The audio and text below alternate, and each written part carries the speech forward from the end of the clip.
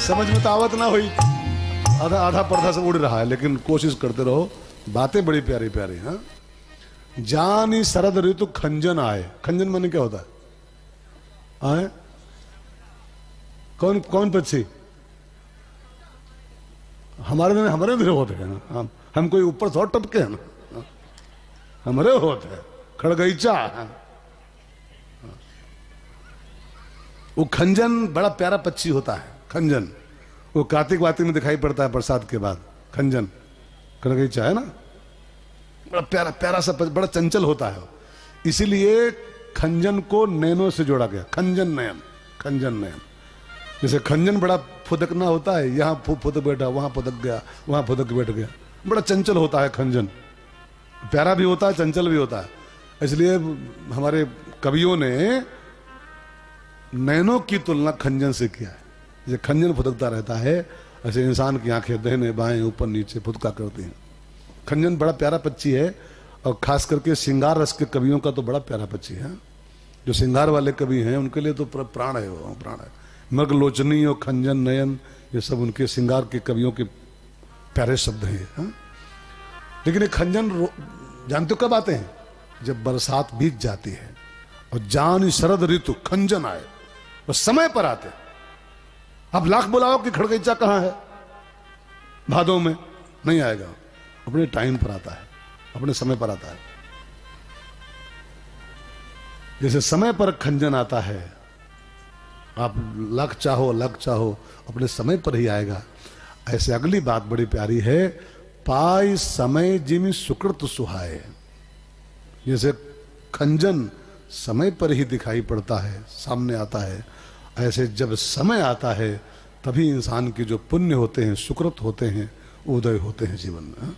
आप लख चाहो कि आज भी पुण्य करी और आज भी फल मिल जाए, ना ना, आज करो और फिर धीर धरो, जब समय आएगा तो सब फल आएगा उसका, है ना। वशिष्ठ महाराज के पास जब दशरथ जी आए और बच्चे नहीं है, जब वो रखी हो समस्या, तो यही तो बताया गया था, धरो धीर, धरो धीर, और समय आएगा तब होंगे।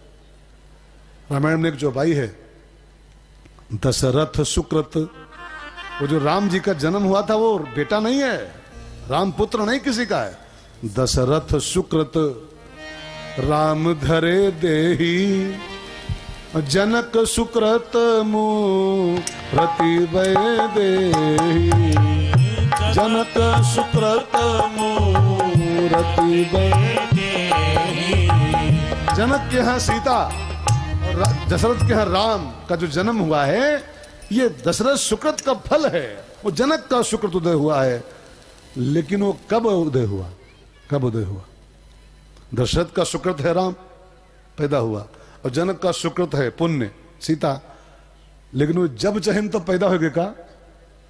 जब चाहें तब पैदा होगे? नहीं, जब समय आया तब पैदा हुए। जब समय आया तब उदय हुआ फल उसका। गेहूं आज बो, आवाजू लेके वो पहुंच जाओ दराती की, ला गेहूं काट डारी। आज नहीं गेहूं पैदा हो सकते हैं, आज बो, फिर 4 महीने राह देखो, 4 महीने बैठो, खाद पानी करो, है ना। 4 महीने के इंतजार के बाद तब दराती चलती है, मई में, है ना। बो जनवरी दिसंबर में और काटोगे मई में, अप्रैल मई में। आज नहीं काट सकते हो, समय पर पैदा होगी फसल। आप वो कौन सा एक वो दोहा है, धीरे धीरे रे मना धीरे धीरे होए, और माली सींचे 100 घड़ा, लेकिन ऋतु आए फल होए। हर बीज आज बोओगे, लेकिन फल आज नहीं मिलेगा। फल तो ऋतु आएगा तब मिलेगा, ठीक है ना, मौसम आएगा तब मिलेगा। ऐसे ही जैसे खंजन पक्षी खड़गईचा, आप चाहो कि आज ही आ जाए, नहीं आएगा, नहीं आएगा, आज नहीं आएगा। उसका जब समय आएगा तब वो आएगा जीवन में, ठीक है, तब आएगा, आपके आंगन में बैठेगा। आपके चाहने से नहीं आएगा वो। बात समझ में आ रही? नहीं आ रही? तो जानी शरद ऋतु, ये मौसम आ गया, खंजन आए।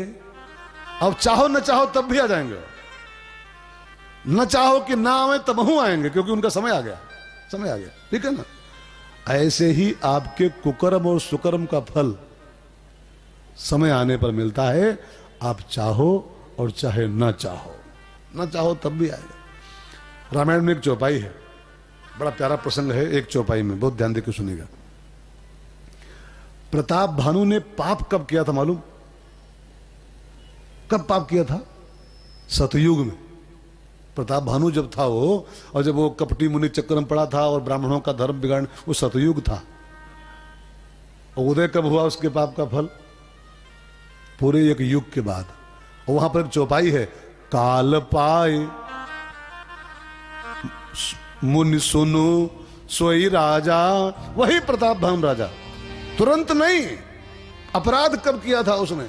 ब्राह्मणों का धर्म बिगाड़ने का, ठीक है ना। लेकिन काल पाए, वो समय जब बीता है, और जब काल पाए, जब उसका समय आ गया, तो मुनि सुनु सोई राजा, भयउ निशाचर सहित समाजा, भयउ निशाचर सहित समाजा, भयउ निशाचर सहित समाजा। तो कोई भी पुण्य करो, सुकृत करो, उसके बाद थोड़ा धीर धरो, इंतजार करो, जब समय आएगा उसका परिणाम आएगा। और ऐसे ही कोई जब पाप आपसे हो जाए तो भी मेंटली प्रिपेयर हो जाओ, माफी ना आए, भूल न पालना, माफी अभी कुछ नहीं है। जब समय आएगा तो उस पाप का भी फल आपके जीवन में उदय हो जाएगा, उदय हो जाएगा। जब माफी राम के बाप को नहीं मिली है, उम्मीद मत पालना कि हम तो सब माफ कराए, वीआईपी कोटा हमरे दे, कोटा वोटा कुछ नहीं है। राम के बाप का पाप माफ नहीं हुआ है, दशरथ जी के द्वारा किया हुआ पाप। दशरथ जी कोई सामान्य मनुष्य नहीं है, भगवान के बाप हैं वो, और धोखे में उनसे पाप हो गया था। को जवानी में वो मार दिया था उसको, धोखे में, जान के नहीं मारे थे। और राम के बाप के हाथों धोखे में किया हुआ पाप समय आने पर उदय हो गया, समय आने पर। और दशरथ जी को याद भी आ गई है, तापस अंध श्राप सुधि आई, मैंने एक बच्चे को मार दिया था धोखे में, उसी के बूढ़े माता पिता का श्राप आज उदय हो रहा है, उदय हो रहा है। भीष्म पितामह कब बिया बोए थे वो मालूम है? मालूम है? वो जो कीड़े को कांटा छेद के बाहे थे, 101 जन्म पहले, 101 जन्म पहले वो बिया बोया गया था। और फल कब आई, कब फसल कटी? 101 जन्म के बाद। बाण रोम रोम में चला गया उनके। वो बोले, शिकायत भी किए थे वो कि हमको 100 जन्म याद है, मैंने कोई पापे नहीं किया है। तो भगवान ने कहा तुमको 100 याद है, हमको तुम्हारा 200 याद है, 200 याद है, हमने यहाँ सब फाइल रखी है। फाइल तुम्हारा बही थोड़ा है, वो आप खुल गए तो आप ले पढ़ना। ऐसे ही मेरी इन बातों को सुन के मजाक मत समझिएगा इनको। जानी शरद ऋतु आए फल होए, वो आपके चाहने से कुछ नहीं होगा। खजने ना आज आ जाए, आज अभी नहीं आएगा, जब ऋतु आएगी तो आ जाएगा। ऐसे ही इंसान के द्वारा किए हुए सुकर्म और कुकर्म का फल जब उसका समय आता है तो आप चाहो अथवा न चाहो उसका परिणाम आपको भोगना ही पड़ेगा, भोगना ही पड़ेगा, ठीक है। तो पाए समय जिमी सुकृत सुहाए, जैसे समय पाके हमारे कृत उदय होते हैं, ऐसे जैसे समय आने पर खंजन प्रकट होते, ठीक है। इस चौपाई का ये मर्म है, ये रहस्य है।